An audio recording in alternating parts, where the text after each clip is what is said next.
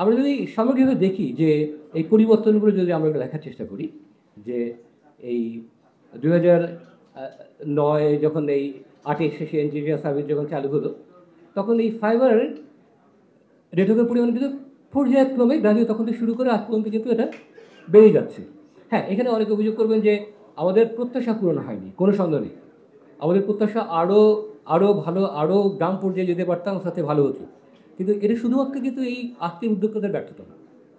তারা পর্যাপ্ত policy support পায়নি, তারা পর্যাপ্ত রাষ্ট্রীয় যে সাপোর্টগুলো, যেমন এখনও যদি আপনি চান যে একটা জেলায় যে ফাইবার ডিপ্লয় করবেন, এক একটা সিটি কর্পোরেশন, এক একটা পৌরসভা একই ধরনের পারমিশনের দাবি করে বসে। একটা তো ডান হাতে, আবার একটা যে বাম হাতের একটা ব্যবস্থা সেখানে আবিষ্কৃত হয়। তো এই চ্যালেঞ্জ মোকাবেলা করতে যেয়ে করে এইটা তৈরি করা কিন্তু আসলে একটা দুর্লভ প্রক্রিয়া। তার ভিতরে আমি বলবো যে অন্যান্য যে কোনো দেশের তুলনায় বাংলাদেশের এখনকার আইসিটি ইনফ্রাস্ট্রাকচার কিন্তু টেলিকম এই ট্রান্সমিশন ইনফ্রাস্ট্রাকচার অনেক অনেক ভালো। প্যারালালি আমি যদি টেলিকম সেক্টরের ফাইবার আগে যেখানে ছিল পলিসি লিমিটেশনের কারণেই তারা আসলে বাড়েনি, সেই জায়গাতে রয়েছে।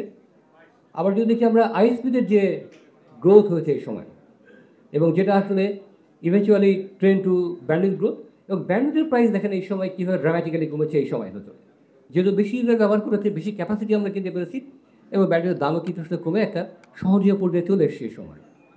এবং এর রেজাল্ট হচ্ছে যে আমাদের ব্যান্ডউইথ ইউটিলাইজেশন নিয়মিত বাড়ছে গ্র্যাজুয়ালি, এবং আমাদের মোবাইল সাবস্ক্রাইবার গ্রোথও কিন্তু বাড়তে বাড়তে একটা জায়গায় দেখেন যে এই সময় যেটা অভিযোগ করছে যে মোবাইল সাবস্ক্রাইবার বাড়ছে না, এবং এই না বাড়ার পেছনে অনেক এখন দায়ী করছেন যে ট্রান্সমিশন নেটওয়ার্ক ট্রান্সফার দেয় না, কিংবা এইসব কারণে এটা বাড়ছে। তো সেই জায়গাতে আসলে আমি বলছি যে আসলে আমরা যে ফরেন ইনভেস্টমেন্টের কথা বলি সব পলিসির ভেতরে, এই ফরেন কোম্পানি কিন্তু পর্যাপ্ত ইনভেস্টমেন্ট না করার কারণে সে করতে বন্ধ হয়ে গেছে। এটা কিন্তু দেশীয় কোম্পানি ইনভেস্ট না করার জন্য না, এই জায়গায় একটা ভুল ব্যাখ্যা দেওয়ার চেষ্টা করা হয়। এবং সেই সঙ্গে আমরা যদি দেখি যে ফিনকমের গ্রোথ কিন্তু ক্রমান্বয়ে বাড়ছে, অর্থাৎ দেশীয় উদ্যোক্তারা, এই ছোটো ছোটো উদ্যোক্তারাই সারা দেশে ইন্টারনেটকে নিয়ে যাচ্ছেন বলে এই ব্রডব্যান্ডের গ্রোথটা কিন্তু আমরা ক্রমান্বয়ে দেখতে পাচ্ছি। এই বছরে আমরা বললাম যে আরবি স্কুল অনেক সীমাবদ্ধ ছিল এবং তার একটা কানেকশন প্রয়োজন ছিল, সে প্রত্যাশা আমাদের ছিল, এবং প্রত্যাশিত ছিল যে নতুন নীতিমালা পুরনো নীতিমালার সীমাবদ্ধ সরিয়ে জনবাধ্য এবং ব্যবসা বান্ধব একটা নীতিমালায় পরিণত হয়।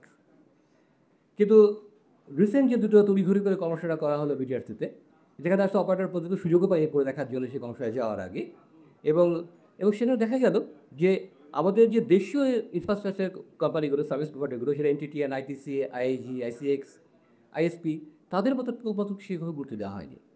বরঞ্চ তারা তাদের যে ফ্রেমওয়ার্ক তার ভিতর থেকেই তারা আসলে এই গাইডলাইনটা চূড়ান্ত করার একটা পর্যায়ে চলে গেছে। এবং এই নতুন নীতিমালায় সবচেয়ে বেশি উদ্বেগের জায়গা যেটা দেখা গেছে যে এই নতুন নীতিমালায় 3টা লেয়ার করা হয়েছে। আগে 4-5টা লেয়ার ছিল, সেটা কমে 3টে লেয়ার করা হয়েছে। একটা ইন্টারন্যাশনাল সার্ভিস দেবে, একটা নেশন ওয়াইড ট্রান্সমিশন সার্ভিস দেবে, আরেকটা হচ্ছে ইন্ডিভিজুয়াল সার্ভিস দেবে, এটা মোবাইল অপারেটর বা আইএসপিরা সেই সেক্টরতে পড়ে। এবং যেহেতু 3টে লেয়ার, বলা হচ্ছে যে অসম প্রতিযোগিতা কমানোর জন্যে বা ক্রস সার্ভিস বন্ধ করার জন্য দেশীয় উদ্যোক্তাদের বলা হয়েছে তারা এক লেয়ারে প্লে করবে, অর্থাৎ তারা যদি ট্রান্সমিশন লেয়ার থাকে তারা ইন্টারন্যাশনাল সেক্টরে কিংবা লাস্ট মাইলে আইএসপি সেক্টরে যেতে পারে, same goes to other operate ক্ষেত্রে। কিন্তু বিদেশি উদ্যোক্তাদের ক্ষেত্রে সে কোনো বাধা নেই। অর্থাৎ একজন বিদেশি উদ্যোক্তা যদি বলে আমি মোবাইল অপারেটর ব্যবসা করতে চাই, করতে পারবে। সেও যদি মনে করে আমি ট্রান্সমিশনের ব্যবসা করতে চাই, সে করতে পারবে। সেও যদি মনে করে যে না আমি লাস্ট মাইলে আইএসপি হবো, সেখানে ইনভেস্ট করতে পারবে। অর্থাৎ দেশীয় উদ্যোক্তাদের ক্ষেত্রে সুযোগ সীমিত, বিদেশিদের জন্য সেটা অবৈধ। এই বৈষম্যের পেছনে আমরা কোনো ব্যাখ্যা দিতে পাই না। এবং বিদেশি উদ্যোক্তাদের যদি সাইডে যদি ইনভেস্টমেন্ট পাওয়ার যদি বলি, আজকের উদ্যোক্তারা যদি তারা মনে করে যে দেশে বাকি সেক্টরগুলো ইনভেস্ট করবে, তাহলে হয়তো দেশি উদ্যোক্তাদের তাদের সঙ্গে কম্পিট করা কঠিন হবে, কারণ সেক্ষেত্রে তারা সেই কস্ট সাবস্টিটিউশনের সুযোগ পাবে এবং তাদের ইনভেস্টমেন্ট পাওয়ার বেশি। দুয়ে মিলিয়ে দেশি উদ্যোক্তারা আসলে একটা বড় ধরনের সম্মুখীন করবে। আমরা ফরেন ইনভেস্টমেন্ট বিরোধিতা করছি না, ফরেন ইনভেস্টমেন্ট দরকার আছে আমাদের, কিন্তু যেখানে দরকার আছে সেই জায়গাতে ইনভেস্ট করা দরকার। যেখানে দরকার নেই, যেটা আমরা নিজেরাই করতে পারি, সেই জায়গাতে আমরা চাই না যে ফরেন ইনভেস্টমেন্ট আসুক। সেই জায়গাটা আসলে নিশ্চিত করাটা হচ্ছে আমাদের সবচেয়ে বড় দাবি, যেটা এই জায়গা থেকে আমাদেরকে পরিত্রাণ পাওয়ার প্রয়োজন। এবং আজকে এই এই এই ইনভেস্টেশনে যে উদ্বিগ্ন হয়ে এখানে এসছেন, আপনাদের কাছে নিয়ে তুলে ধরছেন, তার পেছনে বড় বিষয় হচ্ছে এইটা। এই পদ্ধতিতে আরেকটা তথ্য আছে ইন্টারেস্টিং, যে যারা ইন্ডাস্ট্রি লাইসেন্সি আছে তারা আগামী 2 বছর পর্যন্ত অপারেট করতে পারবে সরাসরি, এবং সাথে সাথে তারা লাইসেন্স নিয়ে চলে আসতে হবে। আর প্রবলেম যেটা হচ্ছে যে অ্যাপারেন্টলি এটা তো ফুল, ঠিক আছে, কিন্তু চ্যালেঞ্জের জায়গা যে এই 2 বছরে আসলে আমরা আমাদের দেশীয় অপারেটরদেরকে যেমন বলে দিই এটা করতে পারবেন না, ওটা করতে পারবেন না, বিদেশিদের জন্য সে সুযোগ কিন্তু অবারিত। অর্থাৎ এই 2 বছরে তারা নিজেদেরকে তৈরি করে তারা বাকি সেক্টরকে দখল করে নিতে পারেন, সেই সুযোগ বা সেই সম্ভাবনা থেকে যায়। তো সেই জায়গাটাতে আসলে একটা প্রোটেকশন প্রয়োজন। এছাড়া এত দেশীয় উদ্যোক্তাদের জন্য আসলেই খুব কঠিন হবে ভবিষ্যতে ব্যবসা পরিচালনা করা বা দেশের ভিতরে সেবা প্রদান করা।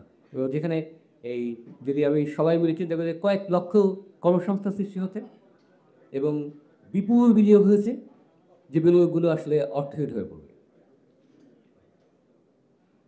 এবং বিদেশি কোম্পানিকে বলা হচ্ছে 65 বা 80% বেশি মালিকানা দিতে পারেনি। এখান থেকে অ্যাপারেন্টলি মনে হয় যে না, ভালো দেশি উদ্যোক্তাদের সুযোগ তৈরি হতে সব জায়গায় ঢোকান। কিন্তু 65 বা 80 মানে হচ্ছে you can get all the control of the family, এবং আপনি আসলে আপনার পলিসি অনুযায়ী আপনি চলতে পারবেন। এখানে দেশীয় উদ্যোক্তাদের আপনি এখানে কোনো সুযোগ নেই।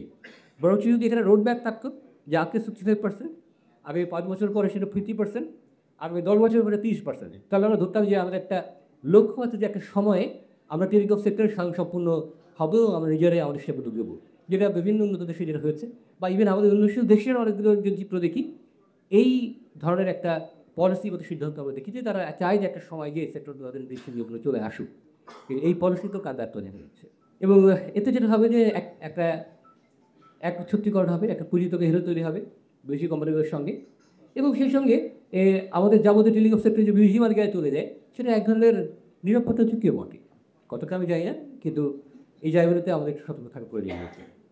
এবং দেশীয় টেলিকম অবকাঠামো খাত ধ্বংসের মুখে পড়বে, এবং আমাদের একটা বিদেশি মুদ্রা বহির্গমনের একটা মাত্রা যেটা এখন আছে আরও বাড়বে, কারণ যদি সেবাটা পুরোপুরি বিদেশি নির্ভর হয়ে পড়ে। তো সেই জায়গাতে আমরা কিছু প্রস্তাব করতে চাই যে দেশীয় কোম্পানির মতো বহুজাতিকের জন্য কিন্তু এই লেয়ার সমূহ থাকতে হবে। অর্থাৎ বহুজাতিক কোম্পানি যে লেয়ার ব্যবসা করবে সেই কোম্পানি বা সেই ইনভেস্টররা যেন আরেকটা লেয়ারে প্লে করতে না পারে, যে দেশীয়দের ক্ষেত্রে প্রযুক্তি, তাহলে এই সমতাটা এস্টাবলিশ করা যাবে না। এবং এই এই লেয়ার যে সেপারেশন থাকে তাহলে সেপারেশনটা আমাদেরকে মেনটেন করতে হবে। বরং মোবাইল অপারেটরদের মূল্য হ্রাস এবং মেয়াদ ভিত্তিক ইন্টারনেট বাধ্যবাধকতা অর্পণ করা উচিত। কারণ আমাদের দেশে আপনি যদি ব্রডব্যান্ড নেন, এখানে ডাটা ক্যাপ নেই, আপনি আনলিমিটেড ব্যবহার করতে পারেন। কিন্তু মোবাইল অপারেটরের ক্ষেত্রে আপনার প্রত্যেকটা প্রত্যেকটা বাইট গুলে গুলে আপনি ব্যবহার করতে হবে। এই জায়গায় তারা একটা বিপুল পরিমাণে প্রফিট করছে, কিন্তু তার সুফল সাধারণ মানুষ পাচ্ছে না, বরং বিদেশি ব্যবসায়ীরা পাচ্ছে। এই জায়গাটাতে একটা পরিবর্তন আনা প্রয়োজন, এবং দেশীয় উদ্যোক্তাদের সুরক্ষা নিশ্চিত করা, দীর্ঘমেয়াদী বিনিয়োগ নিশ্চয়তা এবং স্থিতিশীলতা সুনিশ্চিত করা দরকার। আর সর্বশেষ, বিটিআরসিকে রাজস্ব আদায়ের চাইতে জনস্বার্থের সেবা নিশ্চিত করা উপযোগী হবে। এটা যতদিন না হবে ততদিন আমরা মাঝে মাঝে আসলে এরকম সমস্যার সম্মুখীন হব।